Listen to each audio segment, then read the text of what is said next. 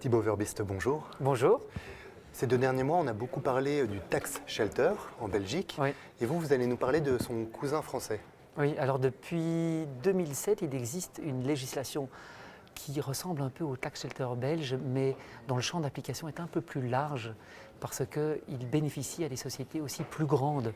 Dans le cas du tax shelter belge, c'est réservé à des start-up, des sociétés petites, pas plus de 10 employés, 700 000 euros de chiffre d'affaires maximum. En France, c'est plus large. C'est ouvert à des sociétés jusqu'à 50 millions qui réalisent jusqu'à 50 millions de chiffre d'affaires et qui emploient jusqu'à 250 employés. Et c'est un système qui permet une défiscalisation, comme le tax shelter belge, pour les contribuables français qui sont soit assujettis à l'impôt sur le revenu, comme chez nous, ou à l'impôt sur la fortune, puisque, comme vous le savez, en France, il existe un impôt sur la fortune, l'ISF, qui n'existe pas en Belgique. Et en pratique, les sociétés qui rentrent dans les conditions de la loi, donc jusqu'à 50 millions de chiffre d'affaires, etc., peuvent bénéficier de capitaux jusqu'à 2,5 millions par an, maximum 2,5 millions d'euros, donc c'est déjà une somme importante. Et ce qui est important de préciser pour la Belgique, c'est que les sociétés belges sont également éligibles au titre de ce qu'on appelle le TEPA, ce régime dont je parle. Ce régime français s'appelle le TEPA. Donc les sociétés belges, les PME belges peuvent aussi bénéficier de ce régime. Et alors l'avantage pour une PME, ici, dans le cas du TEPA français, c'est que ça ressemble un peu en fait à un prêt, parce que les capitaux sont investis pendant une durée limitée. C'est fixé par la loi, qui est de maximum 6 ans.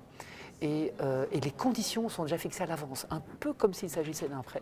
Mais il ne s'agit pas d'un prêt, il s'agit de fonds propres, qui renforcent les fonds propres. Ça coûte en moyenne 7% par an, c'est-à-dire que c'est plus cher qu'une dette bancaire, mais c'est moins cher qu'une obligation. Mais surtout, ça vient renforcer le haut du bilan, les fonds propres de la société, ce qui lui permettra par exemple plus facilement de pouvoir lever de la dette bancaire par la suite. Alors ça marche très bien, en France ça marche très bien. Le ministère de l'économie a annoncé que sur 2015, ils avaient drainé 1 milliard d'euros d'argent auprès des contribuables français investis dans les sociétés françaises ou européennes.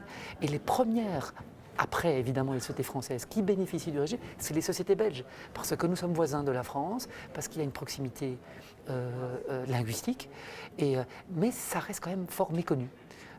Donc, aux côtés du tax shelter, qui est une excellente initiative pour les jeunes sociétés, il existe aussi un régime français qui peut bénéficier aux PME belges.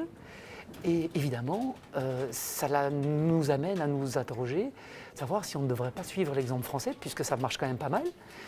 Et là, il y a une réflexion qui est en cours auprès du cabinet d'Alexander De Croo, qui est à l'initiative du tax shelter, qui nous annonce peut-être une ouverture du régime au printemps 2016. Donc rendez-vous au printemps 2016.